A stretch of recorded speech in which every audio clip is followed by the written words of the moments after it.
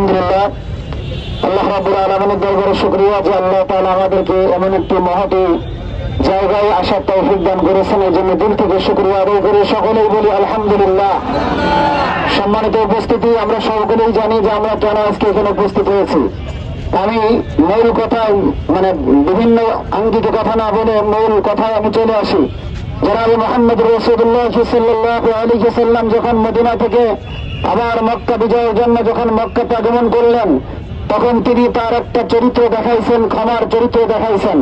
তিনি ঢুকেই বললেন, লা তাসরিবা আলাইকুমুল ইয়াওম, আজকে তোমাদের প্রত্যেকের জন্য সাধারণ ক্ষমা ঘোষণা করে দিলাম। মাঝখানে অনেক কথা বলছেন, কিন্তু এই একটা চরিত্র রাসূল করিম সাল্লাল্লাহু আলাইহি ওয়াসাল্লামকে মানুষ দেখে ফেলেছে।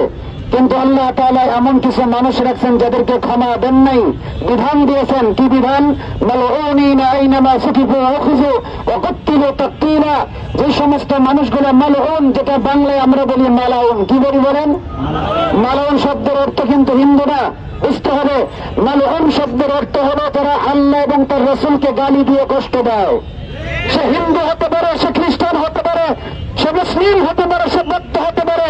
যারা আমার রাসূল এবং আল্লাহকে গালি দিবে, আল্লাহকে আল্লাহর কসম করে বলি, আল্লাহ তাআলা যে বিধান দিয়েছেন, যেখানেই পাবে সেখানেই উতুল করে দাও।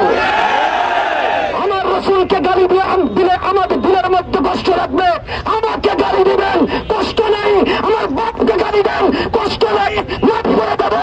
রাসূলকে গালি দিবেন, জিন্দেগিতে মাফ করবো না। সুতরাং আল্লাহ তাআলা যেভাবে বলেছেন, আমাদেরকে সেই আঙ্গিকের কাজ করতে হবে।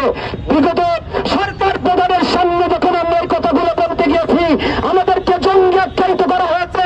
কিন্তু আজকে আর সেই সরকার নেই। স্বাধীন রাষ্ট্রে আমরা বৈষম্যহীন ভাবে কথা বলতে চাই, কথা বলেন ঠিক কিনা? এই বৃহৎ মুসলিম রাষ্ট্রে আমরা সবসময় চাই আল্লাহর রাসূলের শান, মান, ইজ্জত, আব্রু যেন উচ্চ রেখে আমরা জমিনের মধ্যে চলতে পারি।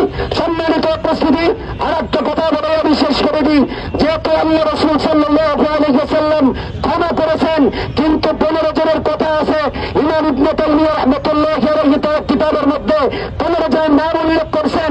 তার এক নম্বরের নাম হলো আব্দুল্লাহ ইবনে খাতান।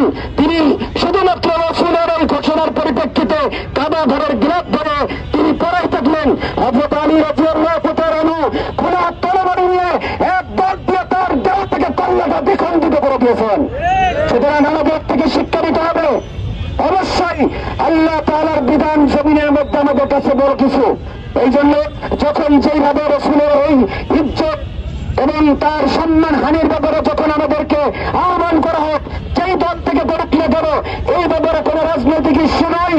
যেখান থেকে আহ্বান আসবে, দল মত নির্বিশেষে ময়দানে ঝাঁপিয়ে পড়ার জন্য কে কে রাতে হাত তুলে আল্লাহকে দেখায়। লিল্লাহি তাকবীর, লিল্লাহি তাকবীর, লিল্লাহি তাকবীর।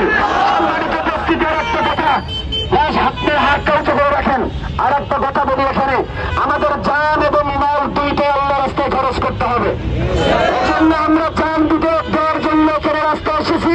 আমাদের কিছু মালও প্রয়োজন আছে। এই জন্য আমাদের ছাত্র ভাইরা আছে, আপনাদের কাছে যাবে। আপনারা যে যেমন ভাবে পারেন আমাদের আজকে এই প্রোগ্রামের জন্য একটু মাল দেওয়ার চেষ্টা করবেন ইনশাআল্লাহ। আল্লাহ তাআলা আমাদের সকলকে ঈমান এবং